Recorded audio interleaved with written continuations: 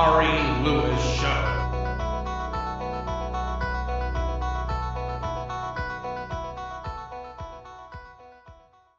Welcome, everybody, to another episode of the Messiah Hour here on Israel Sports and News Radio. Thank you for joining us. At any time, you can email the program, messiahhour@gmail.com, or email the radio station, Israel Sports and News Radio @gmail.com. Obviously, there's been a lot of press about Rabbi Mizrachi's comments. He's went on the Zev Brenner show twice. We're going to talk a bit about that interview and concepts of Hashkafa in general.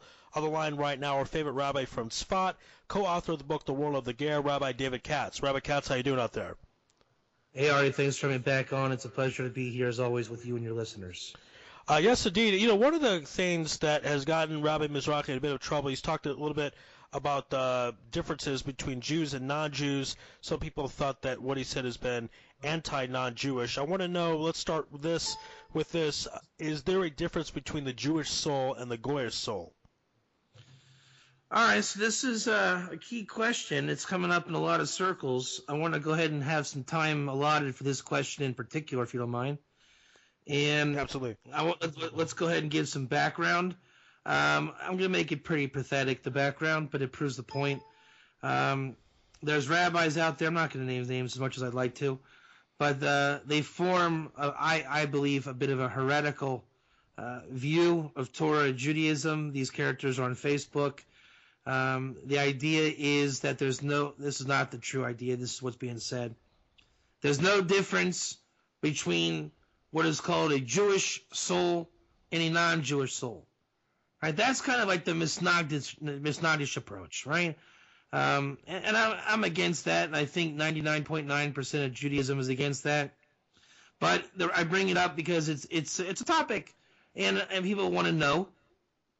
On the other side of the equation, the party line is that all there is a Jewish soul, and the non-Jews, maybe not even have a soul. I don't know.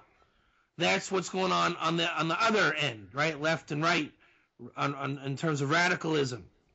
And then there's the majority of Judaism, or at least the Jewish people, that know that not only the Jews have souls, but non-Jews have souls. And I think this is where most people fall in line, is the non-Jews are good people, and they probably have a nice relationship with Hashem and potential, and they can act on it. And somehow they're good to have Torah, blah, blah, blah, without getting into specifics. The problem is, and this is where my work comes in, how do you prove that? This is why the Noahide movement stalls and why we have machlekes like we've been dealing with. It's one thing to be a nice Jew with compassion, and you know that you might call them the goyim in your heart because you just don't know better also. But they're good people, they have souls, but you cannot prove it from text.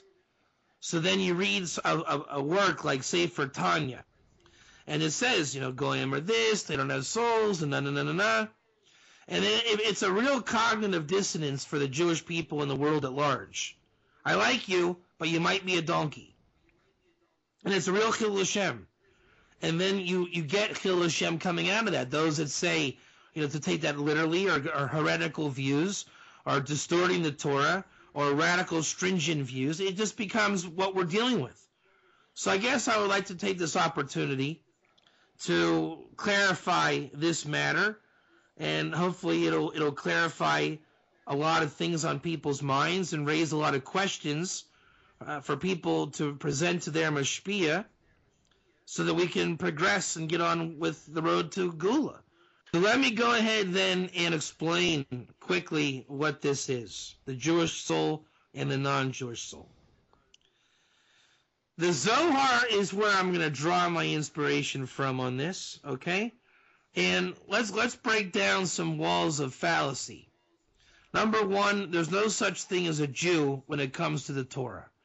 The term Jew was post-Babylonian exile. The Tosfos of Tractate Megillah explains the term Yehudim was a term given for he who has rejected idolatry. Thus, the children of Israel, upon returning to Israel land proper, chose to call themselves Jews as having rejected the Avodah Zarah of Babylon, which is a bit of an ironic twist of fate, because you can say that the problems of Jewish people today is from the remnants of the Babylonian exile. So it just goes that way. But then if we're not Jews, which comes from the tribe of Judah, which anybody that debates with a non-Jew will be told this very fact, what then is their intention and what is a Jew really? The answer is, as we're saying, there's no such thing as a Jew when it comes to prescriptive Judaism. Now, in descriptive Judaism, of course, we're Jewish. But in prescriptivism, what you have is called the four houses of Israel. And you might know those better as Kohen, Levi, Israel, and the not so well known at this time, but Ger. Those four houses exist in that format, even according to Jewish law in the Shulchan Aruch. And for the practical application of marriage. For example, a Jew cannot marry a mamzer, somebody, a type of bastard. The Ger, the fourth house of Israel, the non-Jew, has certain leverages that Jews proper don't have. They can marry that mamzer. Now, we might know mamzer as a derogatory term, but as life dictates, a lot of funny things happen in life. Children out of wedlock, whatever it was. So, someone was married, they thought their spouse died, never got the get, somehow got impregnated. A lot of things happen. And it doesn't need to be of malicious intent or taiva chasing. Things happen. Somebody may have not known they were a Kohen. Then it turns out they were a Kohen. Now they're a non, what do you call it, a halal. What do you call it, a pagam in his yichus. All these things happen.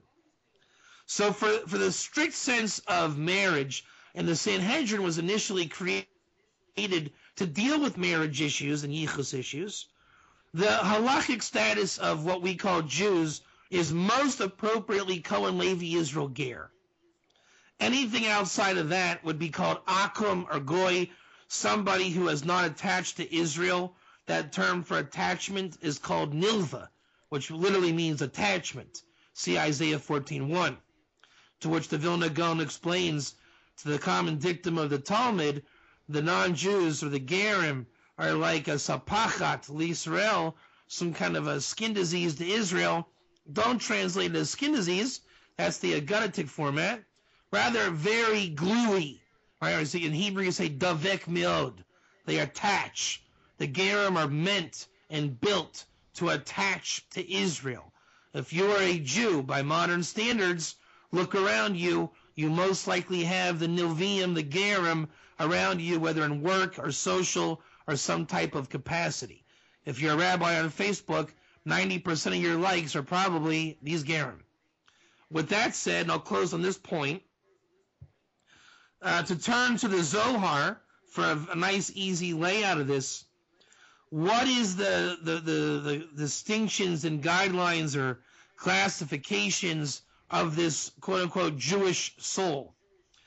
And number one, you have to know that the Ger, they have a soul. The Akum Goy have a soul as well. The only question is, how much in tune are you with your soul?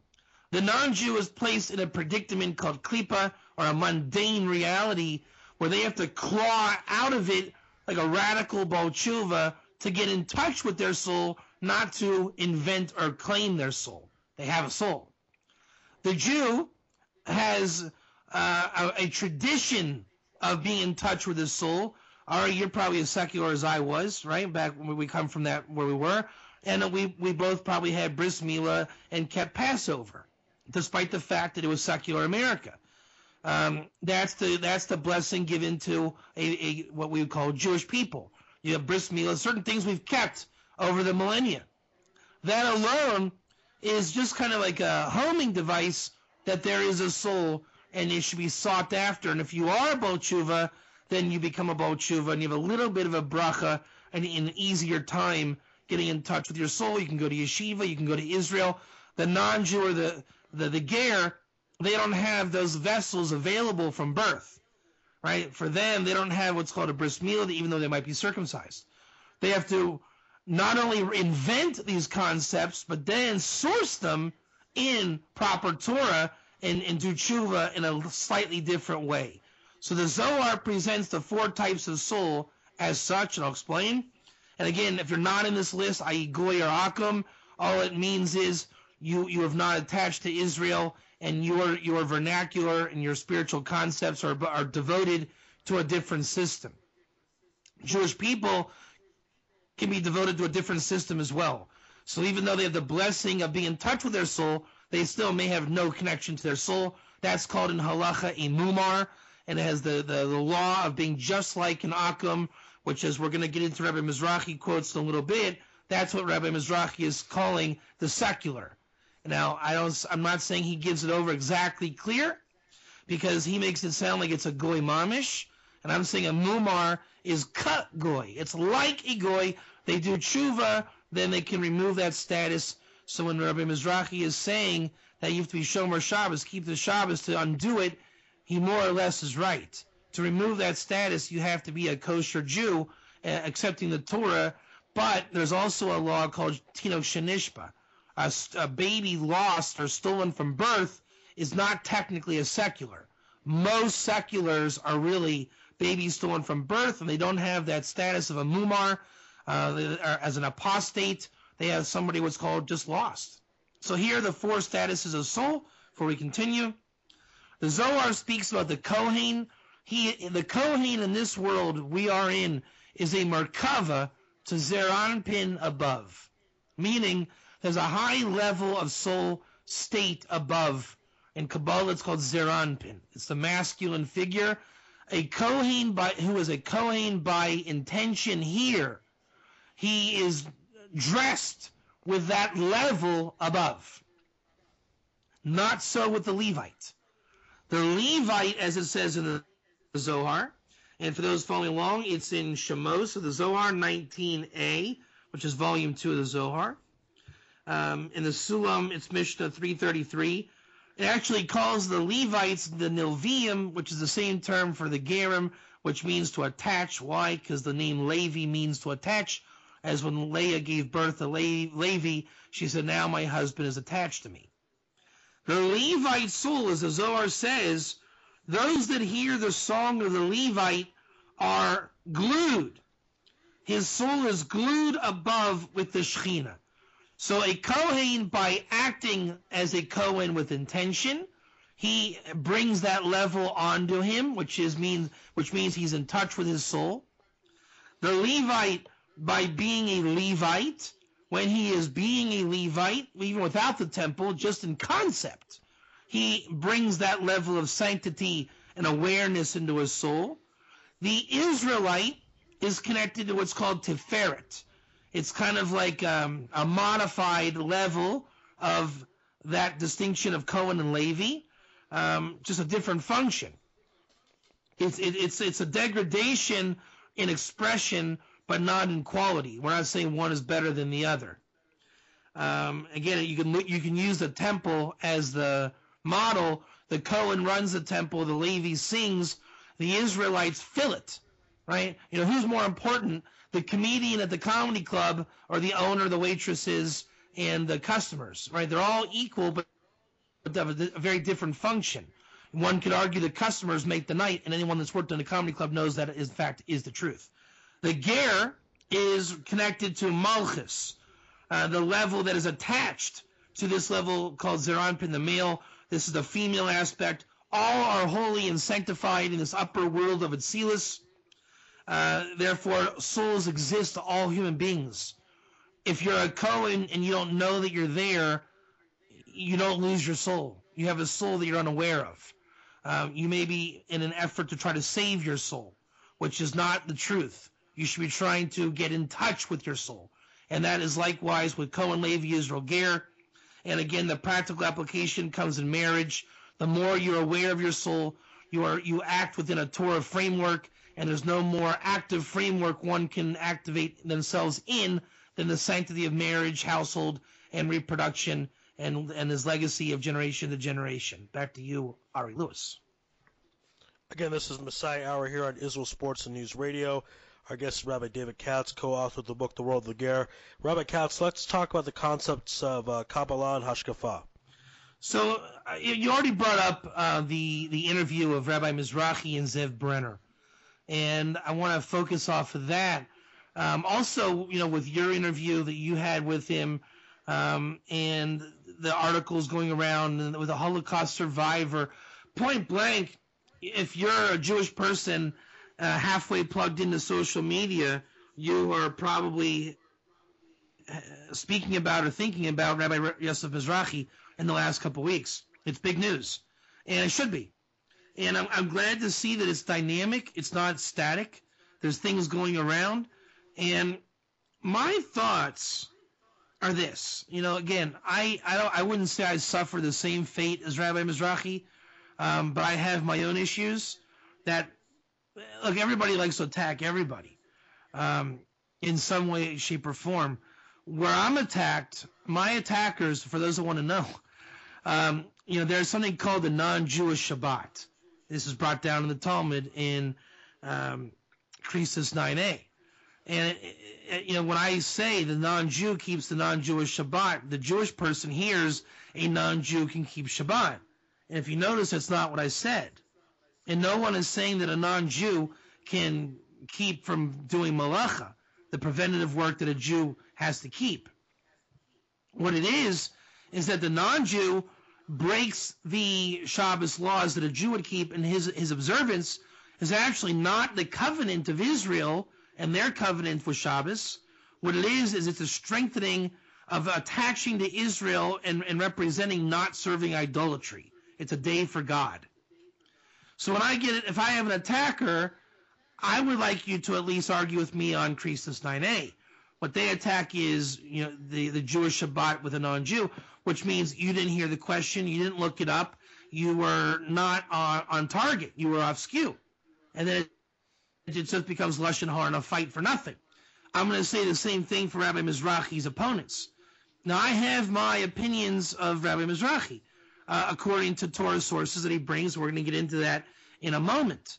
And it has nothing to do with Lashon Hara, this, that. I'm just saying, rabbi to rabbi, I see things a little bit differently, and that's what it's all about. But the attackers, I'm sorry to tell you, are missing the point completely.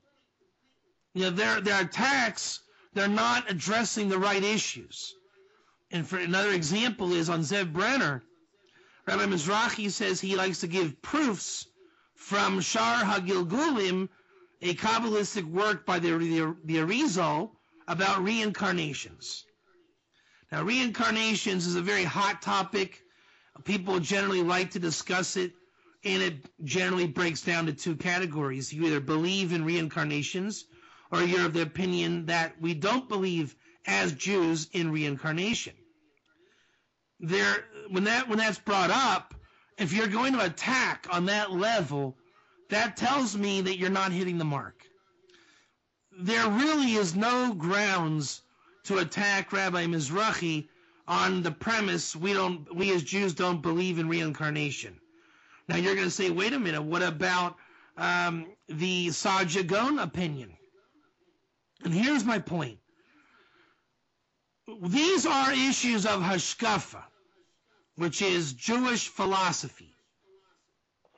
Philosophy in how you view your relationship with God in an expressed fashion, and that you can try to makarev or do kiruv outreach to bring people in. For example, and I'm going to speak very base and general here, and I don't mean this to be so accurate. Let's say you're a representative from Or Sameach. Our hashkafa is going to be, we want you to learn Torah, fit in, be from, learn the Talmud. Okay, that's an overgeneralization. I'm aware of that. But let's say if you're an Esha Torah guy, you have a different hashkafa. I'm trying to point out what is hashkafa. Their hashkafa is whatever it is. I don't know so much about them, even less I know about Or Sameach. Rabbi Mizrachi has a hashkafa.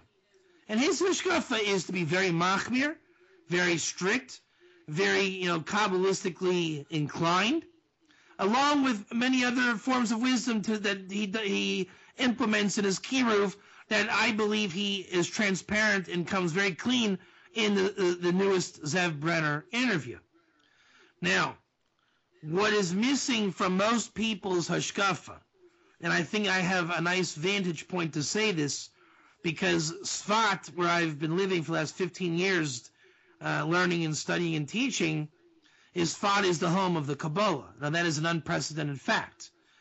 And as such, I think what Sfat is famous for is not for having the perfect hashkafa, because that would be an outrageous statement. I noticed that a lot of people vacation to Sfat. They come here for Shabbatons and getaways, and they come generally with one thing in mind, and that is to work on their hashkafa. Right? It's almost like going to golf camp to work on your golf swing. A lot of people in Judaism don't believe in the mystical insights of Hanukkah. They think Hanukkah is 8 days of presents. When you come to Sfat for Hanukkah, you will walk away appreciating the Ora Ganuz, the hidden light, and all that comes with that thinking. I know that with the counting of the Sfiras HaOmer, everybody in Judaism counts 50 days. That's fine. But how many of you out there count with intentions of which Sfira has the energy of the day? You come to Sfat, you're going to get into that. And people do. They come for that reason. My point, and I'm going to close on this particular point on this matter, is that without Kabbalah, you really don't have a complete hashkafa. Now, if your hashkafa is I learn Talmud only, that's fine. You can do that. But, are you learning Bekias very fast? Are you learning Be'iyun very in depth? Because to understand those vessels, those concepts, you have to have a bit of a deeper wisdom to appreciate Torah Judaism and its ways. I'm not saying you need to have a Swami hat and learn Kabbalah and meditate or whatever it is you think they do. But Kabbalah is the access and depth of wisdom that one can enhance their Judaism and bring Hashkafa to a clear picture. If you do believe, like Rev Saj Yagon, that we don't have Gulim, reincarnation, I urge you to understand what does he mean when he says that.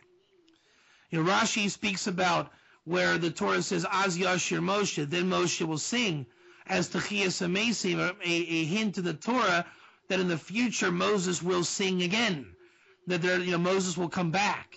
And this is the idea of a reincarnation. But it's a type of reincarnation that it's like a total, Moses part due. Point being that's called Techiyas Amesim, resurrection of the dead. So the distinction isn't, or the discussion isn't yes or no. It's to which degree are we speaking?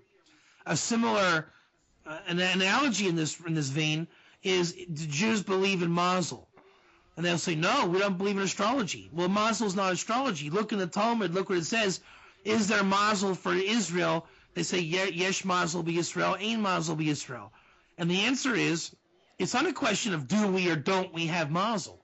Anybody that's Jewish should be Jewish enough to know that we have Mazel. The question the Talmud is asking, can we change that Mazel? Is our Mazel stuck? And that's the Kabbalistic question. Those kind of questions and insights are an absolute necessity in understanding Judaism, religion, your hashkafa, and when you challenge rabbis or people educated in Torah, if you're not full-rounded, educated, or at least introduced to concepts, you're going to make yourself sound a little bit ridiculous. And this is really where we praise the Ramchal. They say the Ramchal had a perfect view of Judaism, and that's a testimony that he was regarded in Kabbalistic spheres as really understanding with a profound depth the Kabbalah that came out of Sfat in the era of the Arizal and others, which is the school of the Zohar. Again, this is the Messiah Hour here on Israel Sports News Radio. My guest is Rabbi David Katz, co-author of the book The World of Ger. Let's talk actually a little bit more about the Ramchal. You just touched about him. Why do people consider his hashkafa to be perfect in nature? He really understood it. One of it. I live in Sfat, so starting from there, Sfat is kind of like ground zero for Kabbalah. With that said, I like to spend a lot of time in Rav Kook's base medrash in Tiberias. The same Rav Kook that Rabbi Rabbi Mizrachi speaks about in his videos. And I have also a relationship with Rabbi Cook. And when I'm there, Ramchal's buried in Tiberias, and there's a lot of Ramchal learning going on in Tiberias. And when I was a young bacher, I went to the Beis Midrash there, and I asked them, which of the Ramchal's Sfarim is essential? Which one really gives it on the nose? And they all said Adir B'Marom. And I didn't even know what Adir B'Marom meant. It always was like a weird book. If you've seen it, it doesn't fit. Most titles are like, Derech Hashem, or, Nefesh HaChaim. What is Adir B'Marom? It sounds Torah, but what is it? So over the years, I put it off. I wanted to make myself believe that every other work of the Ramchal was essential, because I think everybody pretty much loves the Ramchal. So everybody goes through their phase where Derech Hashem is it, and then you want to say Tikkunim Chadashim is it, his version of the Zohar, and then 515 prayers, because obviously prayer is very important. But finally, just before my Texas trip, I caved in. I don't know why. I decided this year I'm gonna set out and learn Adir B'Marom, which, by the way, the title comes from a phrase in Tehillim. And I had just finished learning the Ben Ish Chai Das Utvunis, which is the Ben Ish Chai, kind of like, not a kitzer, but his regurgitation of the Arizal Kabbalah. And the Sfardim hold, like, that is the book for learning Kabbalah, of the Arizal. It's amazing. He got his inspiration from Beniyahu ben Yehoyada, who they say is the soul of the Mashiach. And one of King David's first mightiest men, he's buried in Sfat.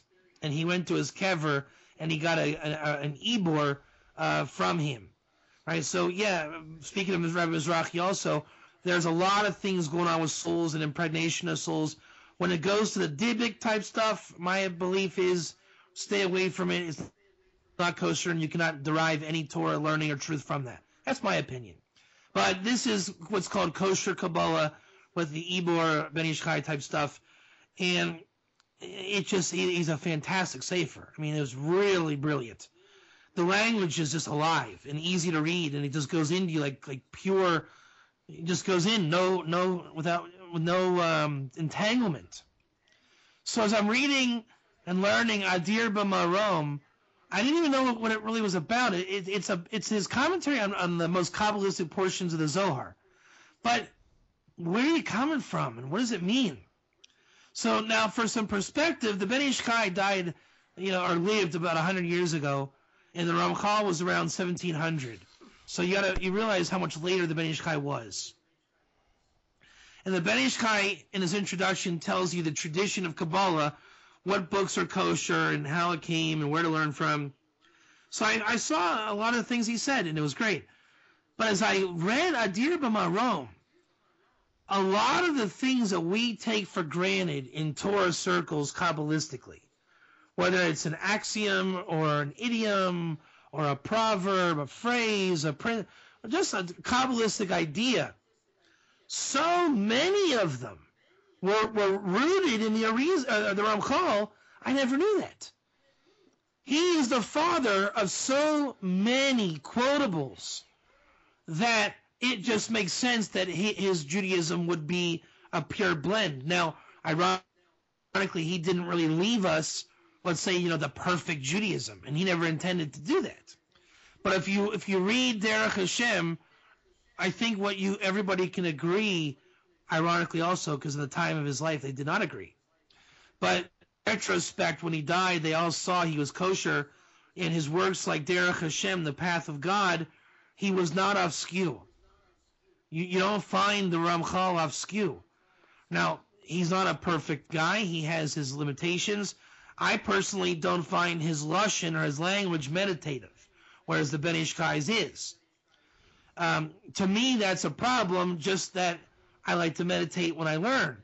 But at the same time, his grammar and his usage of terms was unprecedented. In fact, in his biography, that was his wisdom, was he was a masterful writer at a very young age. And in matters of grammar and chokhmas, I forget what he called it, Chachmas HaDikduk, I think they call it. And that's where he drew a lot of his wisdom, is that he's precise. So his Judaism really was so tight, and he didn't leave any way to go off skew. He leads you down a safe path, and a lot of his quotables are foundation stones that you can build a very strong philosophical view from. Where I think he lacked is that you see nobody really continued his work, like a Ramchal school. So he himself is the Rebbe of his own ideology, and it requires a great skill to get into his head, which is, again, why I think most people don't get into his essential work. It's very difficult to crack. But once you do, then you have an even greater appreciation for works like Derech Hashem, the Path of the Just. Aside from the obvious praise that he gets, his hashkafa was very clear. And again, it's a testimony to his, I don't know, we would call it, refined approach to understanding Luriana Kabbalah. Again, this is the Messiah Hour at Israel Sports and News Radio. My guest is Rabbi David Katz, co-author of the book The World of the Ger. Rabbi Katz, we were mentioning a bit earlier in the program the two interviews Rabbi Mizrachi did with Zev Brenner. So I noticed that the first interview, Rabbi Mizrachi seemed a bit upset, didn't like a lot of the questions. The second interview, kind of more calm, and explained his viewpoint. Give us your assessment of those two interviews. So the first interview, Zev was halfway tough, but he was yielding. And the callers, again, ruined it for me, and I think ruined it for the whole thing, in an honest way. Because, again, Mizrachi is saying the whole time, they say, where's your smicha? He says, I got it from a makubal. I don't even know how much I appreciate that answer, but at least it gives revelation of where he's coming from. For the same token, anybody that goes to the yeshiva knows if the Maggid Shir is coming out like a litvak, don't start grilling him about Rabbi Nachman. Would you agree with that, Ari Lewis? Yes, I agree with that. So these guys are doing the same thing. The guy's Moroccan. I think he's Moroccan. Pardon me if he's not. And he's talking Kabbalah, light Kabbalah, okay, not Ben Ish Chai stuff. But don't grill him about litvak stuff. Meaning, they're trying to challenge him Kabbalistically, where they themselves are sounding ridiculous in their Kabbalistic stuff. And they brought up on the show that reincarnation isn't real. Welcome back. This is the Messiah Hour on Israel Sports and News Radio. My guest is Rabbi David Katz, co-author of the book The World of the Ger. Now, Rabbi Katz, as you know, Rabbi Mizrachi did two interviews on the Zev Brenner show. First interview, he seemed a bit upset and was a bit defensive with his answers. The second interview seemed more calm and explained his position and his method of madness, if you will. What was your take of the interviews Rabbi Mizrachi did with Zev Brenner? So the first interview, Zev was halfway tough. He grilled, but not too hard.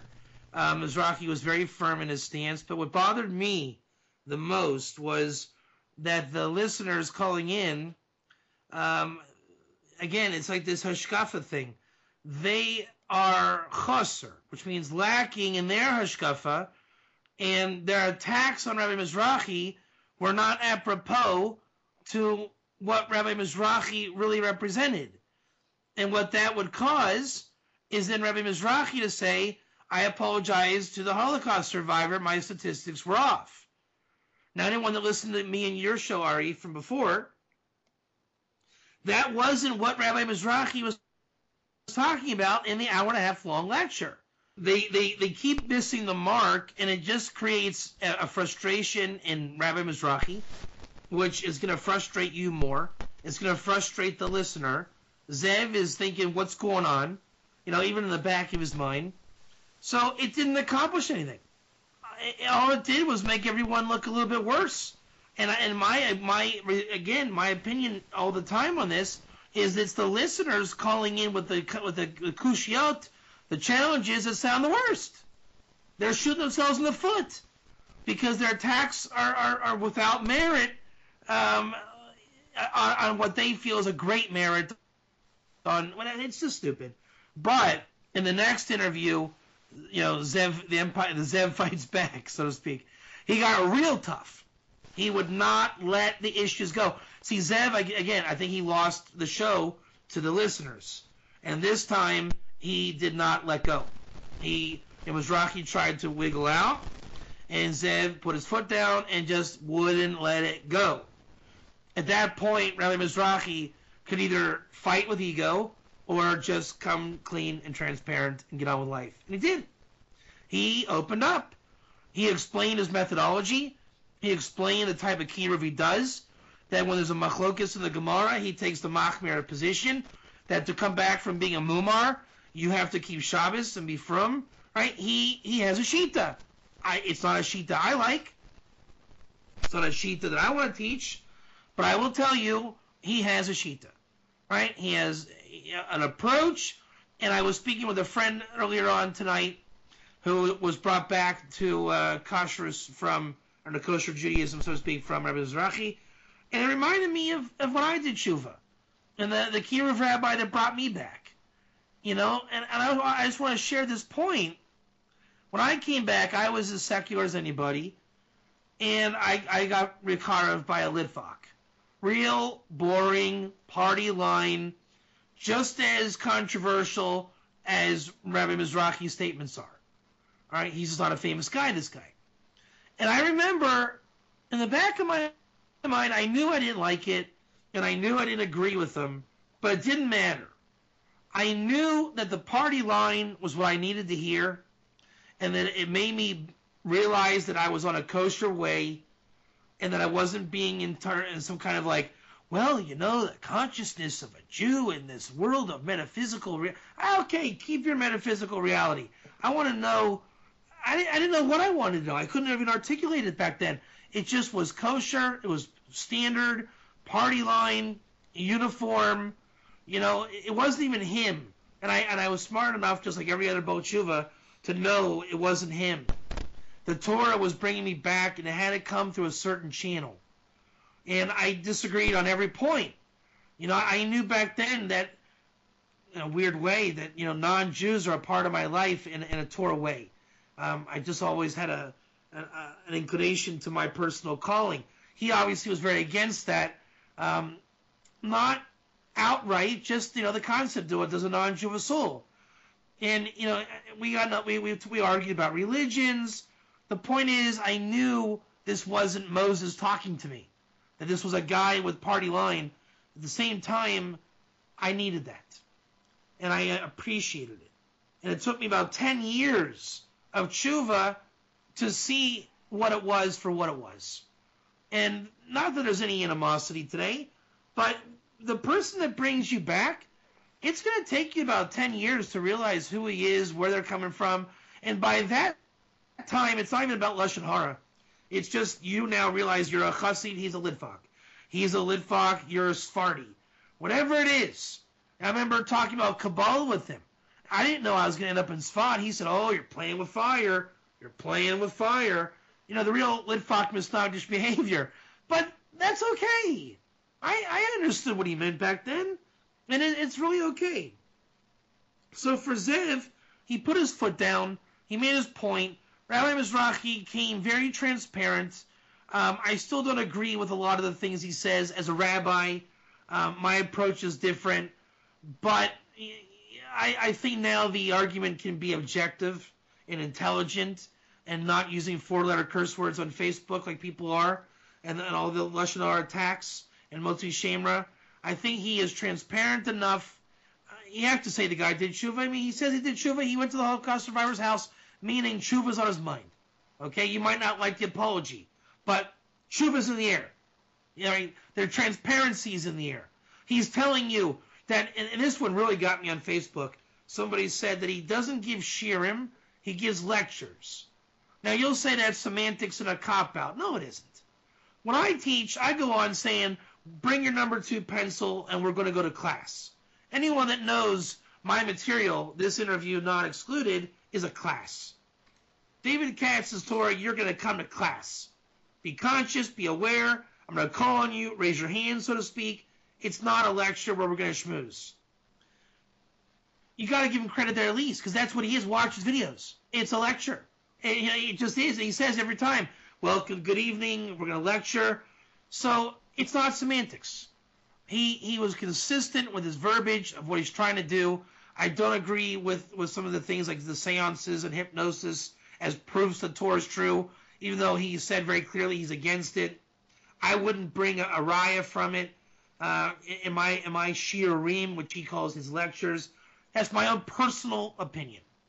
That is not worth the blood spilt that's been going on. Now, granted, he did not come transparent till now. So therefore, it's not like people should have been psychic or whatever to just know this, right? But now going forward, it has happened. Tshuva's in the air. I say, listen to it, gain an objective high ground, come with a full plate of Kabbalah, Hashkafa, and Torah in your questions and challenges. Make it intelligent, and I'm sure the option of respectfully disagreeing can now be an option for people, whereas before it may not have been the clearest and easiest option. All right, again, this is the Messiah Hour on Israel Sports and News Radio. My guest is Rabbi David Katz, co-author of the book The World of the Ger.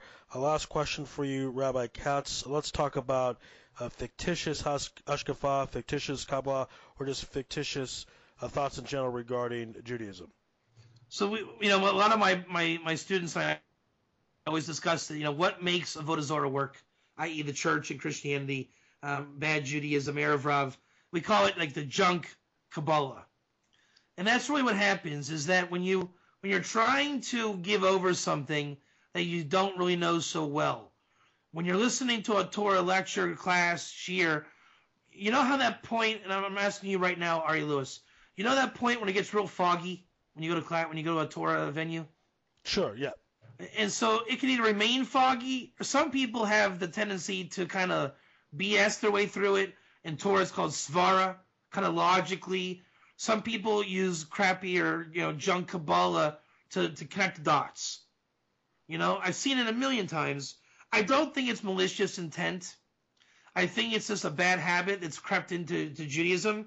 Like I said, I think it's a remnant from the exile of Babylon, that kind of mentality just has been from the Second Temple onwards. And that's where most of this misinformation is coming from. That's where a lot of the fights are coming from. And that's why Kabbalah is so essential. It wipes out the need to connect dots, just kind of, again, Rabbi Mizrachi used fake statistics, not intentionally, but he just brought in, I heard 80%. It was stupid, and he knows it was. And I've heard a lot worse. Hey, your Rabbi Ari was pretty holy. How did he know the bus would come at 3:30? Oh, he has Ruach HaKodesh. Oh, really, Ari? Yeah, the Ruach HaKodesh came and told him at 3:30 the bus. But people say a lot of funny things. Now, again, it's not evil. It's just kind of where we're at as Jewish people in Torah. The concept of tzaddik, it exists, but you need Kabbalah to know really what that means. And when people don't know what it means, they just kind of embellish, tell little white lies, things that can't easily be challenged, because you really can't challenge a white lie. In the end, you'll look even dumber. We're going to call, hey, you said that he dove in a 20-minute Shemona Esrei. It was only 5. Right? You're going to look stupid. Right? You're going to look very stupid. And unfortunately, then people take advantage of that. But the concept that's essential, and I'll close on this point. Anyone that knows my stuff knows I like to watch wrestling. I'm not talking WWF. I'm like NCAA college and high school wrestling. I was a wrestler in high school, and I appreciate the sport in my spare time. And I like to watch it because there's a lot of wisdom in the sport. And one of the things that grabbed me was there was this kid in New York, really impressive kid. He's a world champion, and they gave him an interview after one of his matches. And I'm thinking, this kid is a world champion, right? He is the best on the planet in his weight class. And he's trying to tell the camera guy, that he's humble and he's hungry. And look at the disadvantage you're in without Kabbalah. In Kabbalah, we have examples like character traits called anava, humility, Chabad Chassidus gets into Bittul Hayesh, nullification of self. So when a Jewish person, Kabbalistically knowledgeable, wants to convey the concept of they're not the greatest in the world, whether them or somebody else, we have precedent in Kabbalah. Moses was the most humble man on earth. There's no limit to humility and proper what's called Kabbalistic kalim, right? Vessels in Kabbalah. How would you describe an intelligent woman if you didn't have Kabbalah? If you were a man? Well, she's kind of smart and, I think she has insight. Brother, it's called Bina, understanding, right? You don't even need to think twice about it. The Vilna Gaon says this is what B'tachon is, trusting in God. You know the concept, you let it fly, and it works. In the non-Jewish world, which is why getting in touch with your soul is essential, which is bringing this whole discussion full circle where we're coming. Because without getting in touch, you don't have the vessels to articulate. So this kid is trying to invent on the fly why I'm humble, and even though I'm a world champion, why I'm still... He doesn't realize this is not new, right? These vessels exist. But imagine him, he's trying to, battle himself. Man, this reporter is going to think that I'm totally into myself and arrogant, and I'm the best that ever was. I'm not. I don't really think I am, but in Judaism and Kabbalah, with proper hashkafa, you don't have to apologize. You don't have to reinvent the wheel. You have to implement the wheel and let it rip with bitachon, trusting in God, and that's where you really have protection from heaven. This is the difference between seichel anushi and the nefesh elokis, the godly soul. And that's really to bring this whole discussion. When you're in touch with your godly soul, you realize you have godliness in your soul. Then everything you do is from kind of Ruach HaKodesh, but in a way that's accessible. Even if you don't intend it to be. You use the Torah, and the Torah is a shmirah for you. If you're not into your soul, you don't recognize the godliness. You're coming from your own intellect, your own mind. It's called seichel anushi, just regular mundane wisdom. And then you may be a good person, but you're going to be inventing your own concepts, your own ways, your own methods. And with all my humble opinion, Rabbi Mizrachi teaches from seichel anushi. And the difference is it makes it very challenging. A lot of rabbis teach from there. Some are called charismatic speakers. Some are less charismatic. Some are good at it. Some are not. Look at comedy. All right, you know about comedy. Generally, being a clean comedian is a death sentence because it's not funny for most people. But if you're good at it, like Brian Regan, in my opinion, probably yours, maybe other people's, he is generally regarded as the funniest comedian of the clean comedians. He knows how to pull it off. But if you don't know how to pull it off, you're going to resort to lesser quality humor, unless your name is George Carlin. He's the exception to the rule. Pardon me. The point is, in Torah, the same principles exist. Speaking Kabbalah to be safe, or speaking even higher from intention, versus being uneducated in the intricacies of it and having to rely on the moment's notice, inventing your own vessels. I think a lot of the fights going on are from the mentality of inventing your own words, ideas, concepts, points of view, and not recognizing the same in another. Just like our wrestler friend who just had to reinvent spirituality for the sake of an interview. Whereas Torah, Judaism, Hashkafa, Kabbalah is there to give the articulation of the soul. And that's really where it comes back to the beginning of this interview. Everybody has a soul. Cohen Levi Israel Ger. If you want to get into your soul, learn how it speaks. Learn its vernacular. Learn its dialogue. That is what is called, in the most normative sense, kosher Torah, kosher Judaism, kosher Hashkafa, kosher Kabbalah. Anything short of that, and I'm not saying treif, as in a lack of one of those, you're relying on your own born gifts, and it's just not exactly where we need to go in the realm of communicating these ideas.